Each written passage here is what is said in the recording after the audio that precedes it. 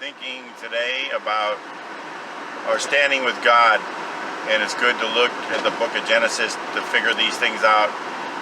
It's a book of beginnings and origins, and when you look at that perfect setting that God had created, He made everything, and then He said, "It is very good," and He rested. And part of that, I believe, is a statement of, well, there's nothing more I can do to add to that. That is just perfection. That is very good. And He was pleased with the man. He was pleased with the man, free of the context of law or obedience to law or anything like that, which at least indicates that man was not created for the law. Certainly, even if you believe that we are to obey the law was given for us. It's not the other way around. So He had this law and He had to have someone to obey it.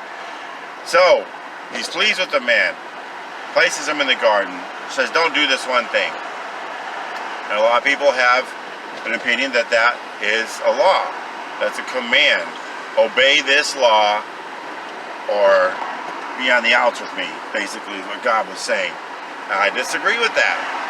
I believe it was God basically saying, trust me. Trust me. Don't trust your own desires, your own abilities, your own wisdom, your own knowledge, or your ability to attain knowledge and get smarter and learn things. Trust me. And what the man did, what they did was they made a statement, we don't trust you. We trust this other one, which is basically trust in self. That's what all idolatry is, trusting the devil, whatever. It's really trusting yourself, because these idols and devils, and the devil himself is no God. He just helps you to trust in yourself, and or he encourages you to, and that's what they did. That was their error, and that's what caused them to die to their God. Because you could say right now, just to exaggerate the point, if you just everything God said, you said, no, I disagree, no. Well, in essence, you would be dead to your God. Then there was just one thing. Now we have the whole Bible, and so people can be more nuanced in it, and they can say, oh yes, I believe in God, but yet their actions and their words are screaming, no, I don't believe in you. I don't believe in you. I believe in the law. As if the law supersedes God. They turn it upside down. They get it backwards. God supersedes the law because God is the one who gave it to Moses, and Moses gave it to Israel. So if you're not physical Israel, you can't be under the law anyway. But just even if you are, the law is not the ultimate. God is. So God has given covenants. He had covenants before the law was even in effect. And He was pleased with man before there was any law.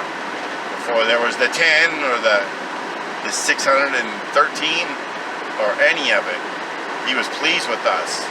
So, like I say, to illustrate that in essence, people are dead to their God because they do not trust Him, because they do not believe what He says.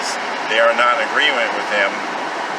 You can start to see the whole point of life and death and how that works. And Aaron Budgen was speaking in his study in Romans this morning in chapter 6, I believe. He brought up that it's a matter of life and death. Life and death, not obedience or disobedience. Because one who believes will not automatically become perfectly obedient, but they are obedient in the most important factor, and that is that they believe what their God says. Again, not that you would perform perfectly now that you believe, but you do believe Him. And when there's an error, you're the one who made the mistake, not Him. And when we trust Him, and we believe in who He is and what He's done, that's how we become alive to Him, to put it short, in a short way, so to speak. And if you don't trust Him, whether it's going all in your flesh and in the world, or going all in your flesh and in religion. Either one is you and your flesh against God. In the name of God, you're trusting in yourself and you're not believing Him. He said it is finished. He said all sin is taken away. He said we are dead to sin. To be alive to God, you must be dead to sin. That means dead to the law. If you are alive to law, you are dead to your God. And certainly, that is not a new thing. Even you can see how they were dead to their God even before the new covenant came along, because no one could obey it. And He simply suffered us with His great patience and kindness and mercy and grace to illustrate the point. He suffered us all those thousands of years to show that we can't get right with Him. That the only one that made it right is Him and Him alone.